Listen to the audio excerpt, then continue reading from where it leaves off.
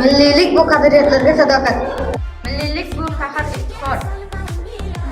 Milliylik bu bizning qadrlarimiz. Milliylik bu xalqning ruhi va ma'naviyatidir. Milliylik bu millatni millat qiladigan eng katta kuchdir. Milliylik bu milliy ruh, milliy g'urur, milliy iftixor. Milliylik bu tarix, kelajak madaniyatni bog'lovchi mustahkam zanjir. Milliylik bu o'z ildizimizni yo'qotmaslik. Milliylik bu ajdodlardan meros, avlodlardan omonat.